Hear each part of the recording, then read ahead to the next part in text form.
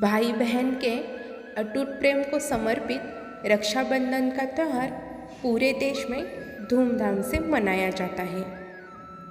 सुबह से ही सड़कों पर राखी बंधवाए भाई और राखियाँ तथा मिठाई लेकर बहनें भाइयों के घर जाती हैं।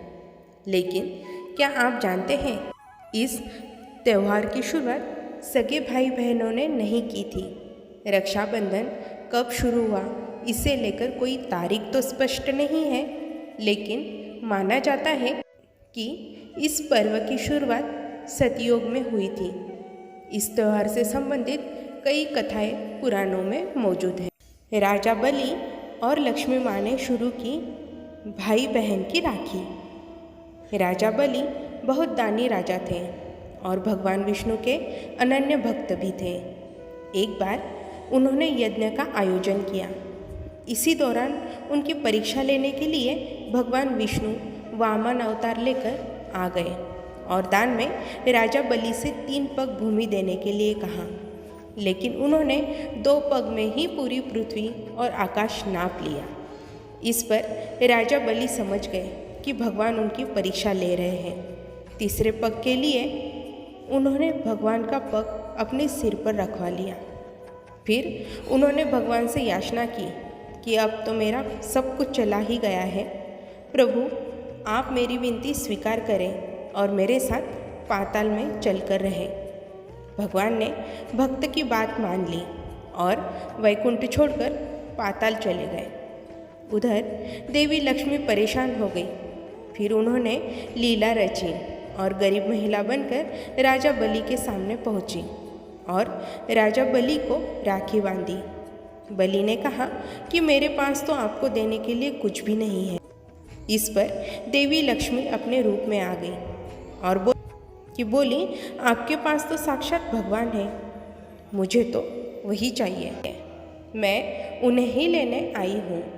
इस पर बलि ने भगवान विष्णु को माता लक्ष्मी के साथ जाने दिया।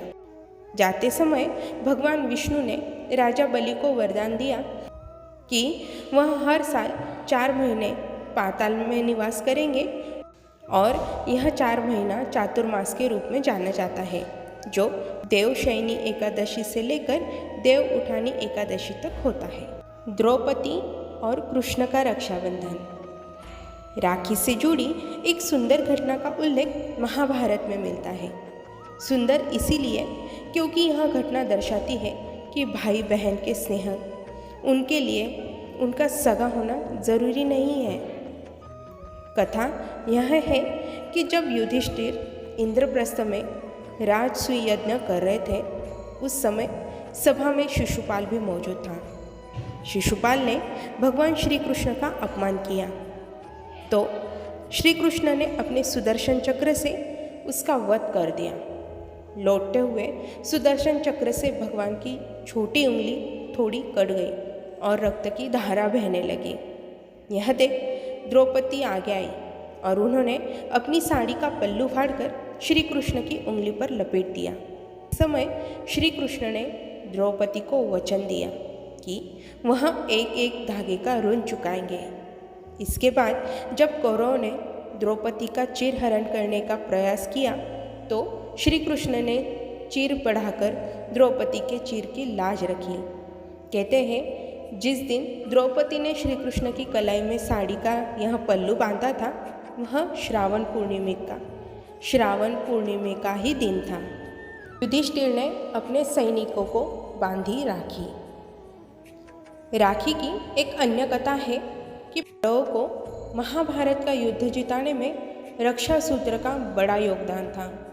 महाभारत युद्ध के दौरान युधिष्ठिर ने भगवान कृष्ण से पूछा कि हे कान्हा, मैं कैसे सभी संकटों से पार पा सकता हूँ, मुझे कोई उपाय बतलाइए। तब श्री कृष्ण ने युधिष्ठिर से कहा कि वह अपने सभी सैनिकों को रक्षा सूत्र बांधे, इससे उनकी विजय निश्चित होगी। युधिष्ठिर ने ऐसा ही किया और विजयी बने। यह घटना भी सावन महीने की पूर्णिमा तिथि पर ही घटित हुई, ऐसा माना जाता है। तब से ही इस दिन पवित्र रक्षा सूत्र बांधा जाता है।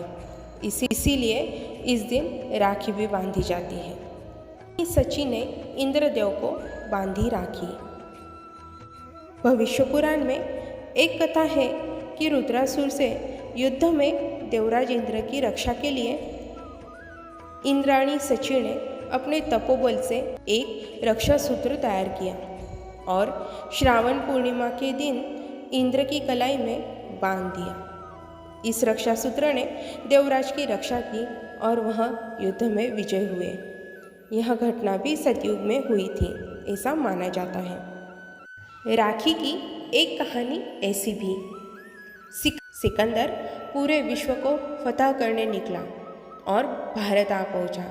यहाँ उसका सामना भारतीय राजा पुरु से हुआ। राजा पुरु बहुत वीर और बलशाली राजा थे। उन्होंने युद्ध में सिकंदर को धूल चटा दी। इसी दौरान सिकंदर की पत्नी को भारतीय त्योहार रक्षाबंधन के बारे में पता चला।